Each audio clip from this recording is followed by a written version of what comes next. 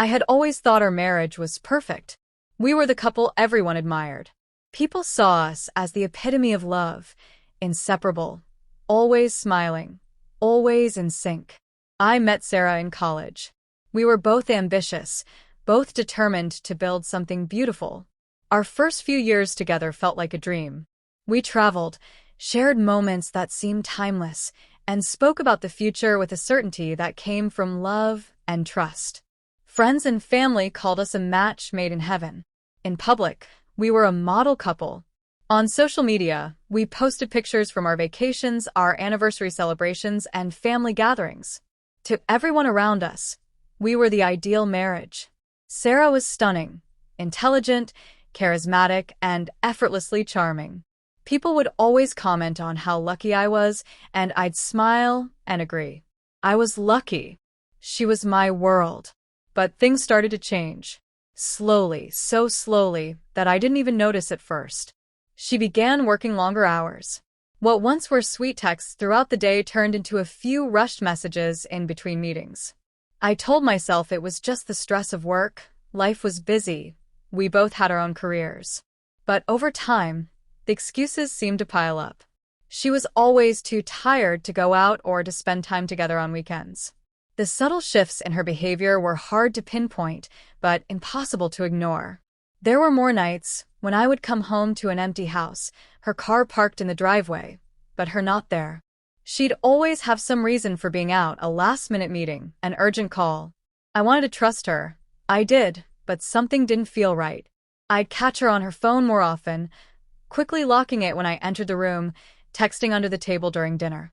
She'd get defensive when I asked about her day, brushing off my concerns with a nervous laugh, as if I was imagining things. I remember thinking that maybe I was being paranoid. Maybe I was just being insecure. After all, this was my wife, the woman I had built a life with. She had always been loyal, loving, and caring, at least that's how it seemed. So, why would I question that now? Then came the nights when she started staying out late with friends I'd never met, never heard of before. The more she withdrew, the more I clung to the hope that it was just a phase. But deep down, I couldn't shake the feeling that something was off. The cracks in the perfect facade were getting wider, but I refused to see it.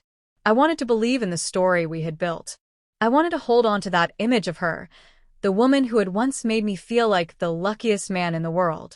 Still, I kept pushing it all to the back of my mind. There were too many good moments between us to doubt it all. She had always been so loving, so dedicated. How could she betray me? That's what I kept telling myself. There were fleeting moments when I thought about confronting her, but I pushed those thoughts away. Maybe it was just work. Maybe I was overthinking it. Then, one evening, as I got home after a late meeting, I found her phone on the kitchen counter. It wasn't like her to leave it unattended, and my heart raced. I knew I shouldn't have, but I picked it up. Just a quick glance, I told myself. I'd never done something like this before, invading her privacy, but something told me I had to know. The screen lit up, and there, in the messages, was the name of someone I didn't recognize. A text, just a simple "I miss you, I can't wait to see you tonight," followed by a heart emoji. I froze. At that moment, all the signs I had ignored came crashing down on me. My hands shook as I read more. "We're perfect together." Another message read, "Don't worry about him. We'll be together soon." I couldn't believe it. It felt like the ground beneath me had been ripped away. The life I had built, the love I had thought we shared. Was it all a lie? Had she been seeing someone else behind my back for how long? My mind raced with questions, each one more painful than the last. How could I have been so blind? How had I missed the signs? She had been slipping away from me, piece by piece, and I hadn't noticed. The door opened just then, and Sarah walked in, oblivious to the storm that was about to break. I didn't say anything at first. I couldn't. I just stood there, holding her phone, my mind in chaos. She looked up at me, smiling, asking about my day. The words caught in my throat. How could I confront her like this? How could I possibly begin to express the hurt, the betrayal, the confusion I felt? "Who's Alex?" I finally asked, my voice colder than I intended. Her smile faltered, and she froze. Her eyes darted to the phone in my hand, and in that moment I saw it. The panic, the guilt. But she quickly covered it with a forced laugh. "It's nothing," she said, brushing past me. "Just a friend." "Just a friend?" I repeated, my voice shaking now, the weight of the realization settling in. "How many friends are you hiding from me, Sarah?" She didn't answer. Instead, she tried to change the subject, but the cracks in the perfect picture were too large to ignore now. She could no longer deny it, not when the truth was staring her in the face. The next few minutes were a blur. She tried to explain, but I wasn't listening anymore. The words she said didn't matter. I had seen the truth. She had been unfaithful to me, and there was no denying it now. The woman I had loved, the woman I had trusted, had been living a double life. It was as though everything had been a carefully crafted lie. All those years together, all the promises, none of it had been real. I stood there, unable to speak, staring at the woman I had once known, but who now felt like a stranger. The life we had built, the future we had planned, none of it mattered anymore. She had shattered it all with one simple lie. I stood there, her words barely registering as I stared at the phone in my hands. The disbelief hit first, then the anger. How had I missed this? How had I been so blind? She stood there, her back to me, pretending nothing was wrong. But I wasn't going to pretend anymore. Not when everything I thought I knew had been shattered in an instant. "Who is Alex?" I repeated, my voice tight, each word feeling like it was being ripped from my chest. She turned to face me, her face pale now, the confident smile replaced with something closer to panic. "He's just someone I work with," she said quickly, almost too quickly. The words felt rehearsed, like she had said them 1,000 times before. I felt a sharp stab of disgust. "Don't lie to me, Sarah," I said, my voice lower now, colder. "I saw the texts. You miss him. You can't wait to see him. So don't stand there and tell me he's just some work friend. I'm not stupid." She flinched, and for a brief moment, I saw her true emotions slip through the cracks. Guilt. Shame. But only for a second, before she masked it with another forced smile. I spent the next few days in a blur, caught between anger and disbelief. The initial shock had worn off, but the pain still cut deep. I couldn't stop thinking about how easily she had thrown everything away. I couldn't understand it. How had she fooled me for so long? How had I trusted her with my entire life, only to have it torn apart? But something inside me snapped.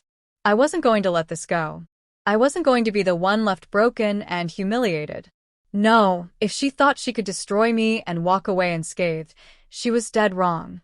I started planning, not out of some wild fantasy for revenge, but because I needed to take control. I needed to feel powerful again, to show her that there were consequences for her betrayal. I had spent so many years making her feel safe, loved, and cherished, only for her to betray me in the worst way. If she could treat me like this, I could make her regret it. I knew it was the only way I would feel like I had some sense of closure. I didn't tell anyone. I kept everything to myself. I didn't want advice or sympathy.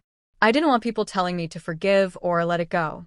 This wasn't about healing or moving on just yet. It was about making sure she understood what she had done. She needed to feel what I felt.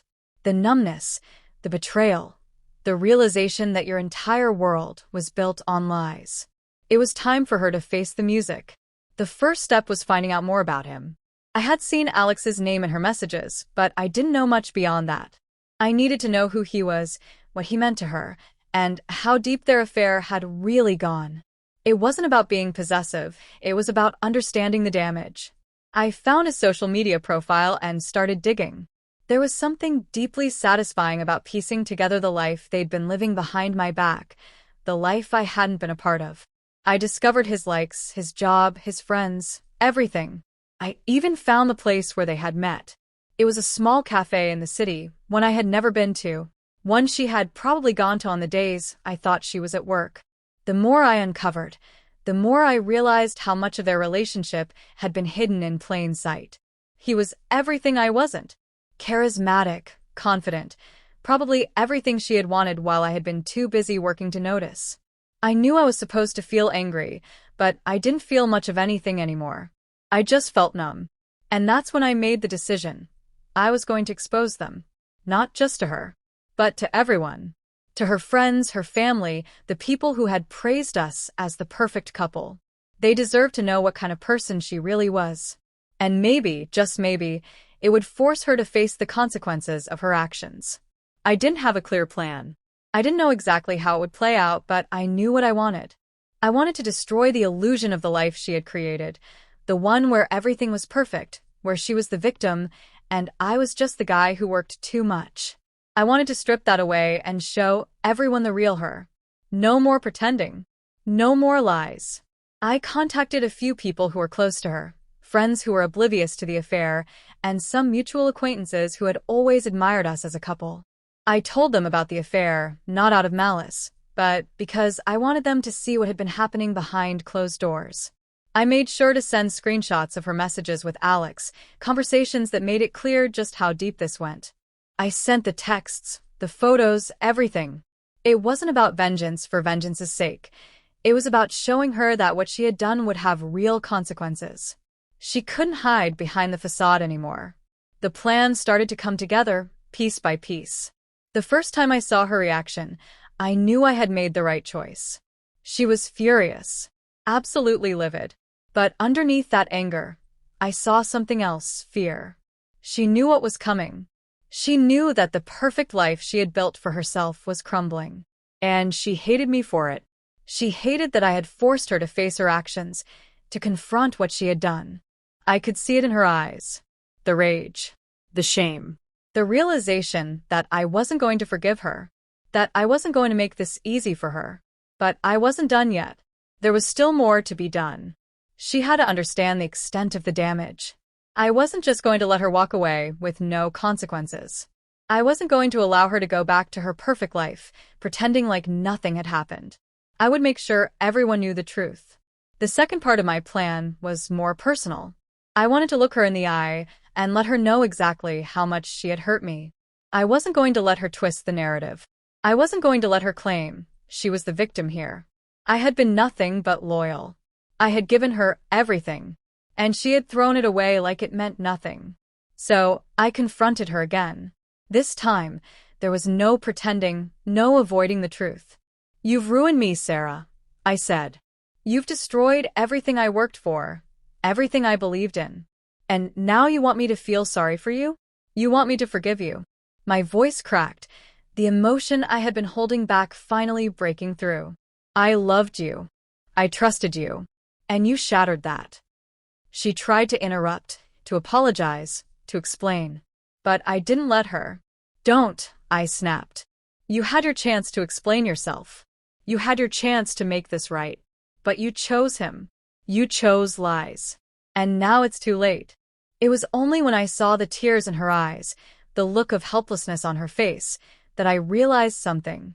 I didn't feel satisfaction. I didn't feel vindicated. I just felt empty. I didn't want revenge anymore. I didn't want to hurt her. I wanted to move on. I wanted to heal. But that wasn't possible yet. Not when the pain still lingered, and the betrayal still burned in my chest. I walked away that day knowing one thing for sure. I would never go back to her. No matter what happened, no matter how much she begged, I would never let myself fall into that trap again. The revenge had been sweet for a moment, but it was fleeting. What I needed now was to heal, to find peace again, to leave her behind once and for all. The days that followed felt like a slow unraveling of everything I thought I knew. There were moments of clarity, moments when I realized that the worst was over. The confrontation had been brutal, but necessary. I had said everything I needed to say to Sarah, made her face the consequences of her actions. Yet, there was still this lingering emptiness within me, an unshakable sense of loss. Despite everything, part of me still longed for the life I had built with her, the life I had thought was real. I tried to move on. I surrounded myself with friends, threw myself into work, but nothing seemed to fill the void. The betrayal still clung to me like a shadow, constantly reminding me that everything had changed. I couldn't stop thinking about the life we had shared, the laughter, the quiet nights, the plans for the future. Now all of that felt like a lie. The more I tried to rebuild my life, the more I realized that the foundation I had built everything on was completely cracked. Trust, loyalty, love, these things that had once been so certain now felt fragile, like